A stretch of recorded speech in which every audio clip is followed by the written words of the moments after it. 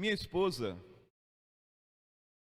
gosta de cuidar de plantinhas, de flores. Eu imagino que olhando para mim, ela vê um cravo de defunto, né? Então, esta semana eu estava ouvindo algumas histórias, alguns contos, e a narração contava a história de um homem que plantava árvores em seu terreno, desejando fazer ali uma floresta com árvores fortes.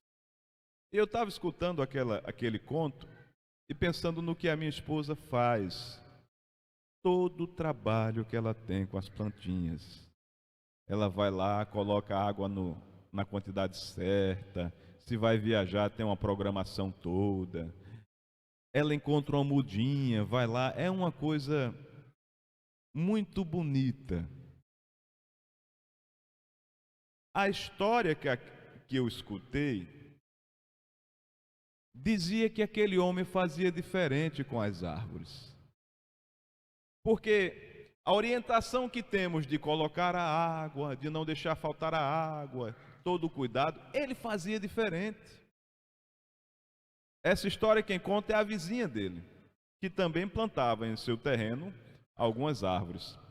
Por exemplo, ele não colocava água sempre e nem suficiente. Por que? Ela perguntava. Eu disse, porque se eu não der água a ela, ela vai desenvolver suas raízes e procurar água em lugares mais distantes e terá uma raiz forte. Ela vai se desenvolver. Se eu entregar a água a ela, ela vai parar por onde está. De manhã, Maria uma vez riu muito porque viu Alexandra conversando com uma plantinha. Eu fiquei meio com medo, mas já me acostumei. Conversando com a plantinha. Então, de manhã, aquele senhor, em vez de conversar com as suas árvores, cuidar das árvores, ele passava dando tapinha nas árvores, petelecos, porque era para elas crescerem fortes, resistentes, para enfrentarem os grandes ventos. Eu não tive tempo de perguntar a Dr. Google se cientificamente isso funciona. Mas, usando a licença poética, eu entendo que faz pleno sentido. Porque isso é fato, que já foi feito pesquisas em escolas e trabalharam um grupo de pais que enfrentaram muitas dificuldades, apertos em sua formação acadêmica e que dizem que isto foi de grande valia para o seu sucesso, mas que não fazem as mesmas coisas com os filhos. A gente leva a pancada, aí pensa assim, não vou fazer ele passar por isso. E a gente esquece o resultado. Isto é fato. O que é que eu vejo neste conto, usando a licença poética? É que muitas vezes nós passamos por momentos de dificuldades. Nós enfrentamos desafios. E Deus providencia para que estas coisas aconteçam em nossa vida, porque todos estes desafios nos farão mais fortes, nos prepararão para a vitória, nos prepararão para as coisas mais difíceis que virão adiante. Eu tenho certeza que se você olhar para a sua vida, você vai lembrar de muitos momentos passados de sofrimento, de desafio, que estão no passado. E que se não fossem estes momentos, você não estaria preparado para o que veio depois. Em minha vida, eu tenho lembrança de muitos momentos em que as coisas não foram como eu desejava, mas graças ao que eu não tive, eu pude conquistar muitas coisas depois.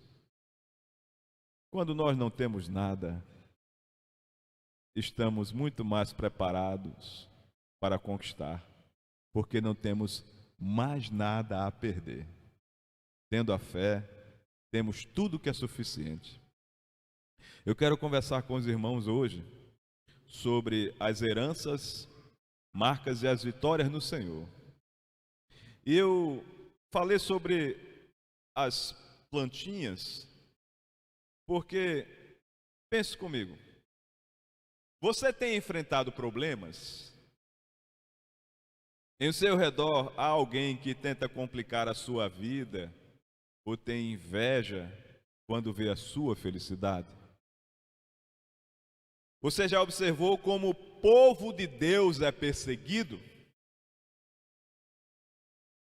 O que é que a sabedoria popular nos ensina? Não se atira pedras em árvores que não têm fruto. O povo de Deus dá fruto. E é por este fruto que cada um de nós dá que nós somos conhecidos. O povo de Deus precisa viver inspirado na vida da Tâmara, que apesar de todo o sofrimento, apesar de toda a agressão que ela sofre, quanto mais sofrida, quanto mais agredida, mais doce é a Tâmara. O povo de Deus, quanto mais perseguido, quanto mais agredido, mais doce e abençoando todo lugar que está. Vamos observar alguns textos na história de Isaac e também em alguma coisa que Paulo escreveu. Quero começar com Efésios, capítulo 1, versos 13 e 14, que diz assim. Efésios, capítulo 1, versos 13 e 14. Nele, quando vocês ouviram e creram na palavra da verdade, o evangelho que os salvou, vocês foram selados com o Espírito Santo da promessa, que é a garantia da nossa herança até a redenção daqueles que pertencem a Deus, para o louvor da sua glória. Nós fomos selados pelo Espírito Santo. No mundo antigo, o selo era utilizado para identificar a autenticidade de um documento. Então, nós somos todos autênticos. Aqui é a simbologia. Quando as mercadorias eram transportadas, o selo identificava o seu proprietário e as protegia do roubo. Nós somos selados, sabemos quem é o nosso dono e somos protegidos. No governo, o selo servia de emblema oficial dos representantes do Estado. Nós somos selados e representamos o Senhor. Nós damos o testemunho aqui. Paulo usa a palavra selados como metáfora da obra sobrenatural que o Espírito Santo realizou na vida do crente. É um sinal de que somos espiritualmente genuínos, protegidos e autenticados como membro da família de Deus. Todos nós sabemos o que éramos e o que somos. O Espírito Santo transforma a nossa vida. O Espírito Santo muda as nossas ações. O Espírito Santo nos faz pessoas melhores para fazer o mundo melhor. O Espírito Santo traz a fé que nos salva. O Espírito Santo nos dá a palavra e a atitude para que outras pessoas recebam também a fé e a salvação. Em Êxodo 6, verso 8, diz assim: E eu vos levarei à terra, acerca da qual levantei a mão que a daria a Abraão, e a Isaque, e a Jacó. E vô-la darei por herança, eu, o Senhor. Deuteronômio 33, 4 diz assim: Moisés nos deu a lei por herança da congregação de Jacó. Amados irmãos, todas estas coisas que nós vemos foram criadas por Deus e estão à nossa disposição. É nossa tarefa cuidar de tudo o que temos, desde as plantinhas até todas as outras coisas, cuidar deste mundo, tomar conta deste mundo, para a glória de Deus. Esta é uma das heranças que temos no nível material. A nossa herança espiritual é a palavra do Senhor que foi dada ao seu povo. É a revelação da vontade de Deus que temos escrita. A palavra do Senhor é a nossa grande herança. Sabe quando uma pessoa guarda suas receitas, que foi o seu sucesso nas reuniões de família ou até em seu negócio, e aí você tem o livro de receitas de alguém, e aquilo pode passar para gerações e gerações como herança? Nós temos a receita da boa vida, nós temos a receita da felicidade, nós temos o manual de procedimentos para a felicidade, para a boa vida, que é a palavra do Senhor, que nos foi dada por herança. Heranças, marcas e vitórias no Senhor. Quero continuar com os irmãos pensando como um povo que segue o que diz nessa nossa herança, que é a palavra do Senhor. O que esse povo enfrenta e o que esse povo pode conquistar. Olhando para as Sagradas Escrituras, agora usando Gênesis 26, alguns versos desta parte,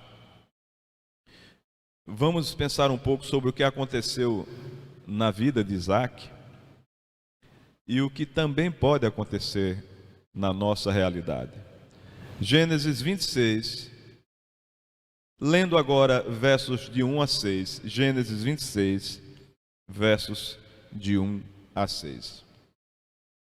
Houve fome naquela terra, como tinha acontecido no tempo de Abraão. Por isso Isaque foi para Gerar, onde Abimeleque era o rei dos filisteus. O Senhor apareceu a Isaque e disse: não desça ao Egito, procure estabelecer-se na terra que eu lhe indicar. Permaneça nesta terra mais um tempo, e eu estarei com você e o abençoarei.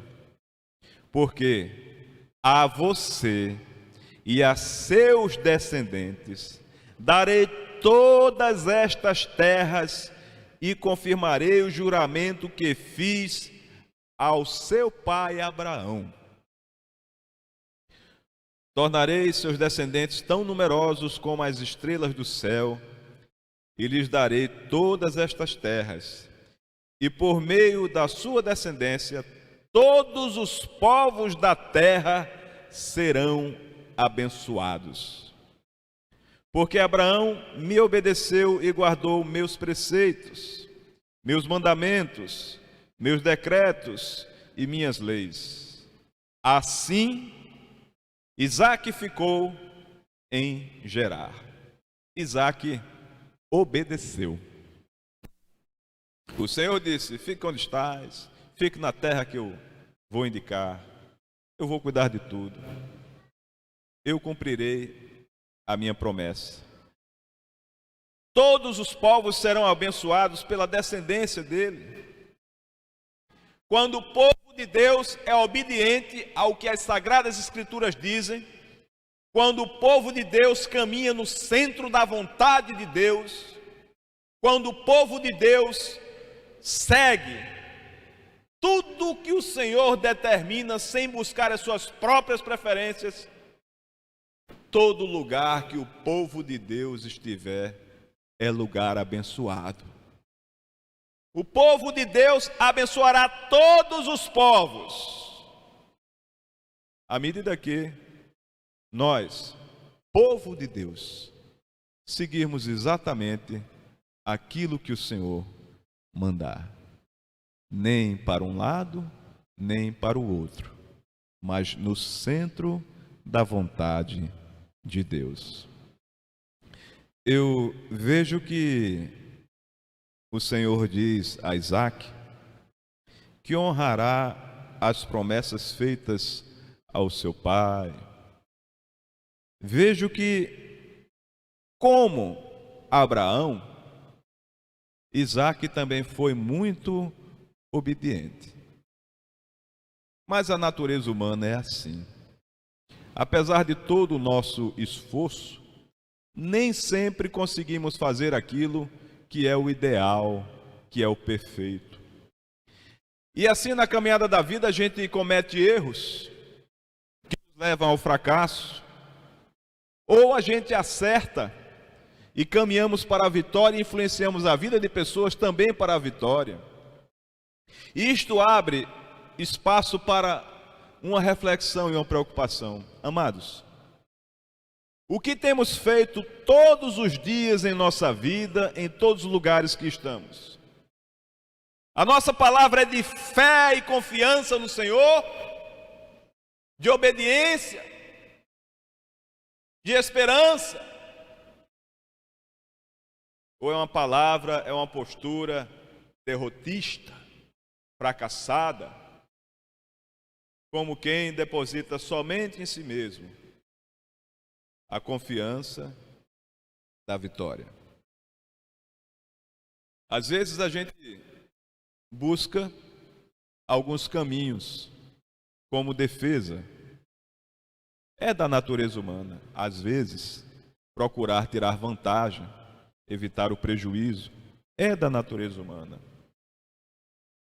Eu lembro agora mais uma história de um pai que estava pescando com o filho, como sempre fazia, mas no dia que eles estavam pescando, era um dia antes da temporada de pesca. O que significa isso? É que eles não poderiam ficar com os peixes. Se pescasse alguma coisa, precisaria devolver ao lago. Um dia antes. E o garoto estava lá treinando seus arremessos, né? Treinando. Eis que de repente um peixe mordeu a isca. E pela força que fazia, pela curva que fazia, notava-se que era alguma coisa muito grande. E ele cansou o peixe, puxou e veio um peixe como eles nunca tinham visto antes. Um peixe extraordinário. O pai olhou para o peixe e disse: coloque de volta no lago. Devolva. Ponha na água. O garoto vai lá, tenta evitar, diz: mas pai, eu nunca vou pegar um peixe desse. Ainda não está na temporada, coloque de volta.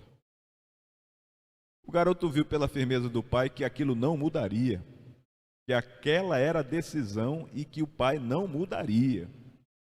Ele olhou para o peixe e disse: eu tenho certeza, nunca mais na minha vida eu verei um peixe desse novamente aqui nesse lago.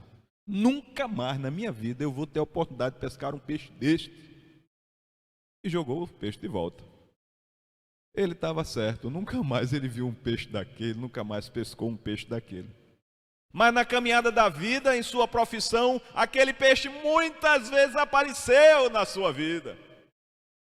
Quantas e quantas outras propostas não éticas, quantas e quantas coisas erradas foram oferecidas a ele, e ele sempre lembrou daquele peixe.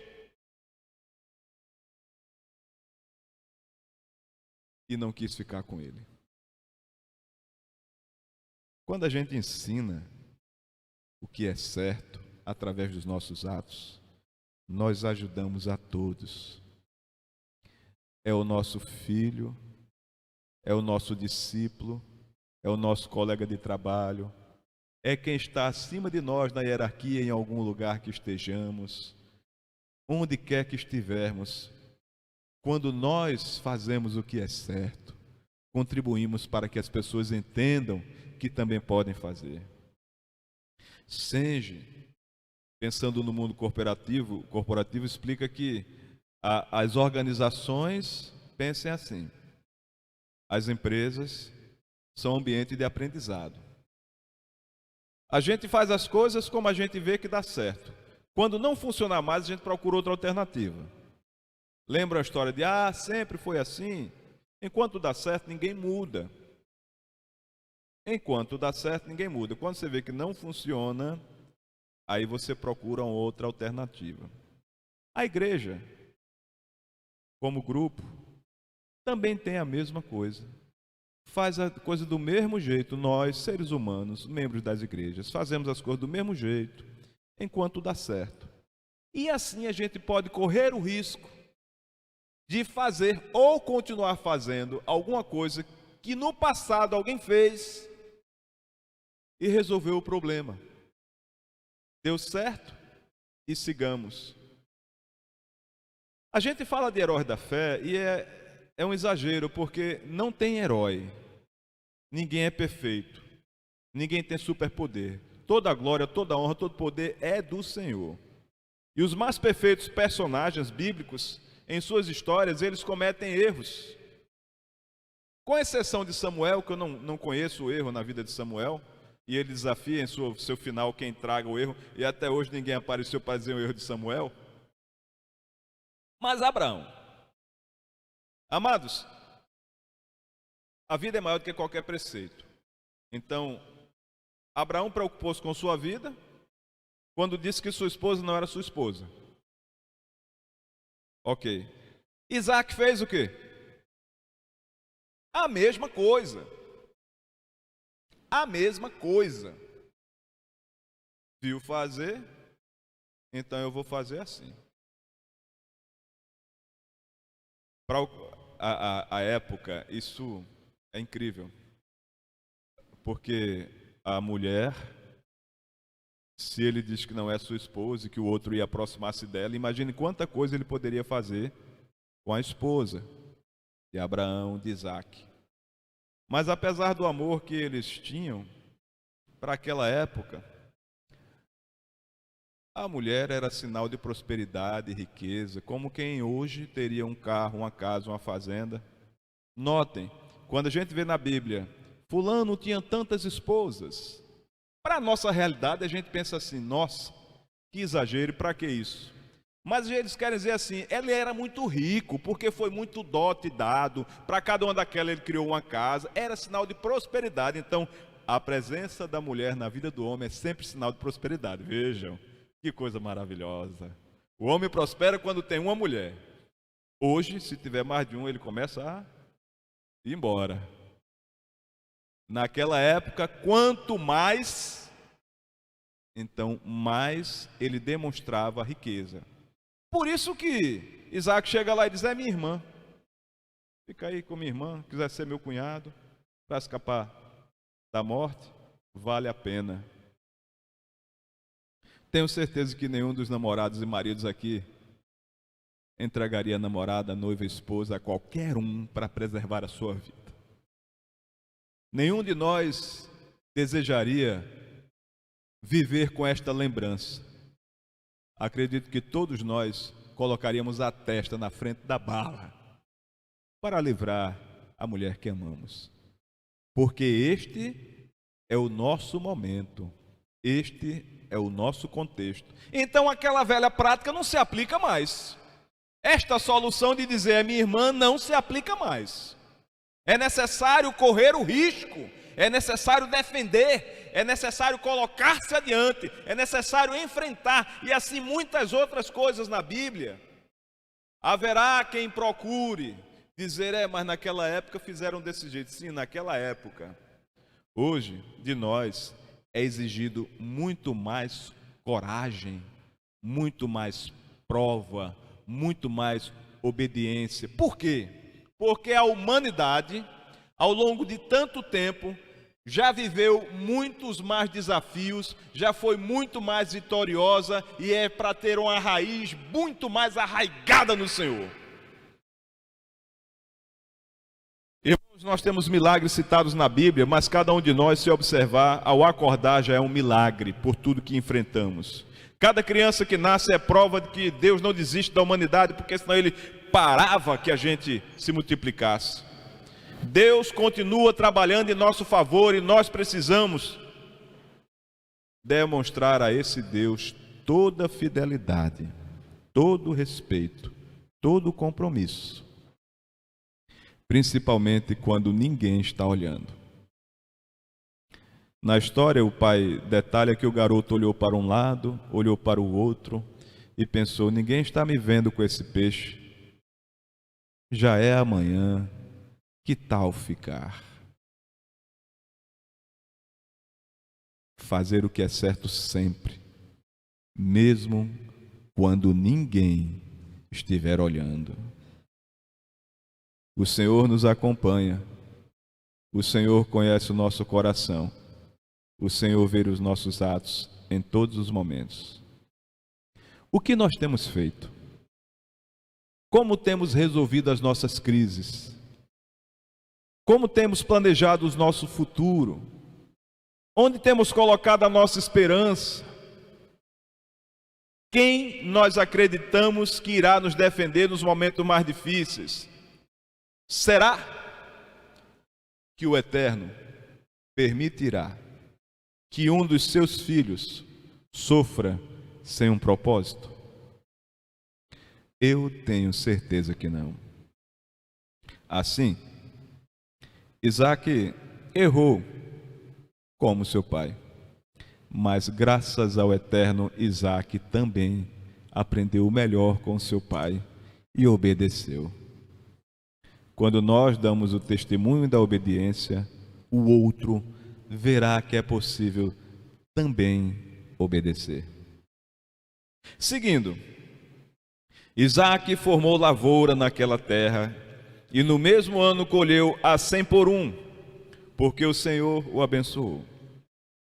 O homem enriqueceu e a sua riqueza continuou a aumentar, até que ficou riquíssimo. Possuía tantos rebanhos e o Senhor possuía tantos rebanhos e servos que os filisteus o invejavam. Eles taparam os poços que os servos de Abraão, pai de Isaque, tinham cavado na sua época, enchendo-os de terra. Então Abimeleque pediu a Isaque: sai de nossa terra, pois já és poderoso demais para nós. Então Isaque mudou-se de lá, acampou no vale de Gerar e ali se estabeleceu. Isaque reabriu os poços cavados no tempo de seu pai Abraão, os quais os filisteus fecharam depois que Abraão morreu, e deu-lhes os mesmos nomes que o seu pai lhes tinha dado. Irmãos, poço, água, era fortuna naquela época. A gente hoje procura petróleo para ficar rico e hoje muito mais, porque está cada dia, eu vou comprar e guardar em casa para valorizar. Hoje, petróleo vale muito, porque há uma dependência para o transporte. Para todas as coisas rodarem, né? Petróleo até para transportar água. Lembro-me de um cliente que alguém questionou o preço do fornecimento do caminhão-pipa, água. Aí ele disse assim: a água é de graça. Se quiser pode trazer os baldes e pegar aqui. Eu estou cobrando é pelo transporte. O transporte é que está caro. A água vai de graça. Estou lhe cobrando para transportar água para ir. Então, naquela época, quem tinha poços era muito rico, poços d'água. Que é o caso. Quando a gente vê aqui, foi ficando rico, porque ele tinha mais poços e poços. Petróleo naquela época não serviria de nada. Mas os pastores de Gerar discutiram com os pastores de Isaque, dizendo: a água é nossa. Por isso Isaque deu ao poço o nome de Ezeque. Ezeque quer dizer desafio, porque discutiram por causa dele. Então os seus servos cavaram outro poço, mas eles também discutiram por causa dele. Por isso chamou-o de Sitna. Sitna quer dizer rivalidade. Isaque mudou-se dali e cavou outro poço, e ninguém discutiu por causa dele. Deu-lhe o nome de Reobote. Reobote é a palavra, significa literalmente espaçoso, aberto, onde é possível mover-se livremente. Então veja, esse último poço é um poço da liberdade. dizendo: agora o Senhor nos deu espaço e prosperaremos na terra. Dali Isaque foi para Berseba. Naquela noite o Senhor lhe apareceu e disse: eu sou o Deus de seu pai Abraão. Não tema, porque estou com você. Eu o abençoarei e multiplicarei os seus descendentes por amor ao meu servo Abraão. Irmãos, lembrando que o idioma hebraico, a cabeça, a interpretação, a reflexão naquela época é muito concreto. Tem que ter um exemplo material. Veja, Reobote é espaçoso. Então você visualiza um ambiente espaçoso que você pode caminhar, mover-se com liberdade. A pessoa presa, a pessoa perseguida, sentindo-se melhor, que referencial ela teria? Eu passei tanto sufoco, passei tanta privação, agora eu estou num lugar amplo, aberto, eu tenho acesso a tudo, agora eu tenho liberdade, agora eu tenho paz, agora eu tenho felicidade. É isto a simbologia. Lugar aberto, visão concreta de libertação. Como é a nossa vida? Como é a nossa jornada de vitórias? Cada um de nós um dia dá o seu primeiro passo de crescimento como ser humano. Na nossa própria caminhada, o ser humano aprendendo a andar, dá suas quedas, não é verdade? Mas você pode observar com o passar do tempo que para cada queda há uma quantidade muito maior de passos de avanço. Dá um passinho, cai, dá 3 passinhos, cai, dá 4 passinhos, cai, dá 10 passinhos, cai. Até que a gente aprende a caminhar, a gente se torna responsável por nossa vida. E aí quando nós temos quedas maiores, mas nestas quedas tão grandes, é a mão do Senhor que está ali para nos reerguer e seguirmos mais. Na história, na Bíblia, nós vemos muitas quedas de muitas pessoas que serviam ao Senhor. Mas vemos que o Senhor levantou e que esta pessoa seguiu e seguiu para a vitória. Eu não sei como o seu coração está cheio hoje. Se você mesmo tem alguma lembrança de queda sua, a Bíblia é clara e diz que Deus nos ama, que o Senhor Jesus é nosso advogado e por isso Ele intercede em nosso favor. Talvez você tenha uma expectativa acerca de si mesmo, de que você nunca vai errar. Desculpe, mas você vai errar. E você vai errar de novo. Porque o ser humano é incrível. Até o asno, o burro, o jirico, não tropeça 2 vezes na mesma pedra. Mas o ser humano é o único ser que tropeça 2 vezes na mesma pedra. Nós erramos. E sabe qual é o nosso erro maior? Muitas vezes, quando a gente exige que o outro não erre, e quando ele erra, a gente contraria a vontade de Deus e não o trata com o amor, não o perdoa, não lhe ajuda a seguir. É uma experiência muito boa quando você se liberta do julgamento e diz: estás perdoado, segue, vai adiante. Eu não te julgo por isso. Irmãos, Isaque errou. Deus esteve com ele.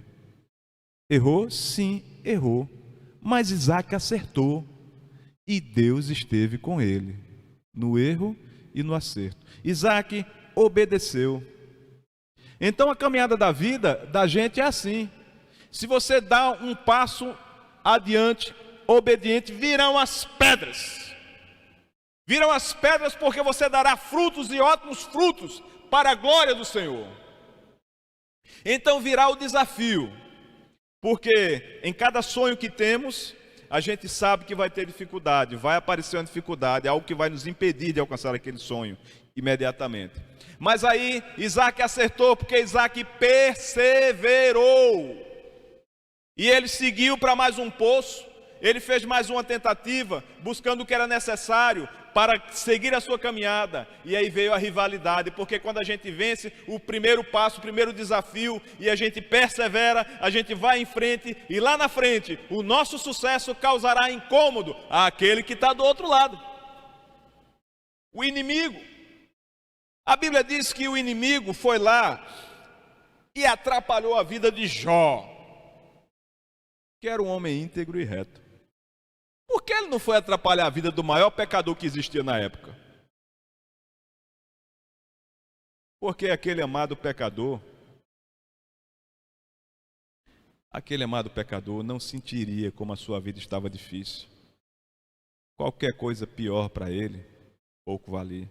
Porque aquele amado pecador estava distante de Deus, mas Jó estava próximo e obedecendo. O inimigo aparecerá em seu redor, fará confusão, tentará atrapalhar a sua vida, vai apagar a luz, mas você brilha. Toda vez que você sentir-se perseguido, apedrejado, é porque você é uma árvore que está dando fruto para a glória do Senhor. E espere muitas pedras na sua vida, que venham as pedras, porque são as nossas medalhas de vitória para a glória de Deus. E ele segue, vem a rivalidade, mas até que chega um momento, amados, em que vem a prosperidade, a paz, o lugar amplo. É assim a nossa vida. Quantas e quantas vezes nós pensamos que não conseguiríamos aguentar, que não seguiríamos, mas depois contamos vitória, recebemos a nossa herança, porque temos a marca do Senhor, porque somos selados, porque perseveramos. É necessário que cada um de nós esteja pronto para enfrentar e muitas vezes voltar ao zero. A vida não é videogame não, mas a gente pode voltar em algumas situações.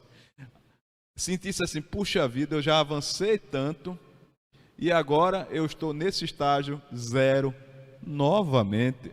Mas aí você já aprendeu a lição. E você vai passar por todos os estágios e no tempo de Deus você vai encontrar a vitória. Você vai encontrar o lugar amplo. Seguindo. Isaac construiu nesse lugar um altar e invocou o nome do Senhor. Ali armou acampamento e os seus servos cavaram outro poço. Porque por aquele tempo veio a ele Abimeleque de Gerar, com Alzate e seu conselheiro pessoal, e Ficol, o comandante dos exércitos. Isaac lhes perguntou: por que me vieram ver, uma vez que foram hostis e me mandaram embora? Eles responderam: vimos claramente que o Senhor está contigo. Por isso, dissemos: façamos um juramento entre nós, queremos firmar um acordo contigo. Tu não farás mal, tu não nos farás mal, assim como nada te fizemos, mas sempre te tratamos bem e te despedimos em paz. Agora, sabemos que o Senhor te tem abençoado. Então Isaac ofereceu-lhes um banquete, e eles comeram e beberam. É engraçado como às vezes a gente não percebe o que a gente faz e fere o outro. Ou a gente faz, sabe que fez e tenta colocar na cabeça dele que não fez nada. Ele mandou Isaac embora e diz: eu não fiz nada contra ti, eu só te mandei embora. Estava dando tudo certo na sua vida, só tu tá bom demais aqui, vai embora, que eu não estou gostando não. Tu está indo muito bem perto de mim, vai para longe. Não fiz nada com você. Você cresceu demais, suma, comece do zero. Amados irmãos, um coração perseverante e obediente ao Senhor é o poço mais valioso. Percebe? Não importa se é água, se é petróleo. Um coração perseverante e obediente ao Senhor é o poço mais valioso. Porque com um coração perseverante e obediente ao Senhor, quando eu não tiver nada, eu farei o necessário para ter. E quando eu tiver tudo, eu cuidarei da maneira adequada para a glória do Senhor.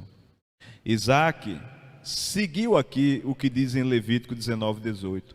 Não procurem vingança, nem guardem rancor contra o seu povo, mas ame cada um o seu próximo e a si mesmo, como a si mesmo. Eu sou o Senhor. A vingança, o troco, a resposta sempre virá do Senhor.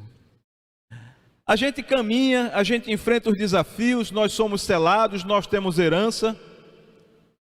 Enfrentaremos desafios, rivalidade e encontraremos lugar próspero. Amados, e vocês verão muitas vezes na vida aqueles que estiveram contra você voltarem pedindo aliança, socorro. Você já tiveram a experiência de sair pedindo emprego, não receber emprego de ninguém, ou de ser injustamente desligado e um dia estar à sua frente alguém que contribuiu para o seu desligamento no passado?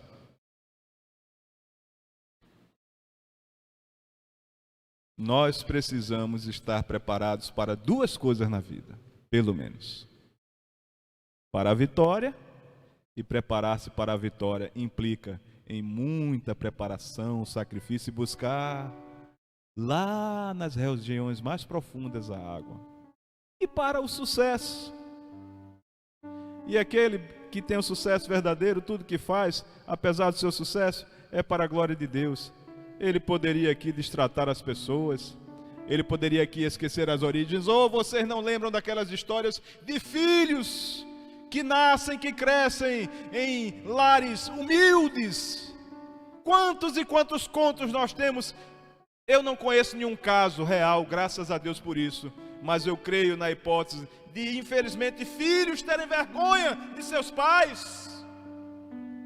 E lá na frente, quando estão no máximo de suas carreiras, não levarem a família aos eventos.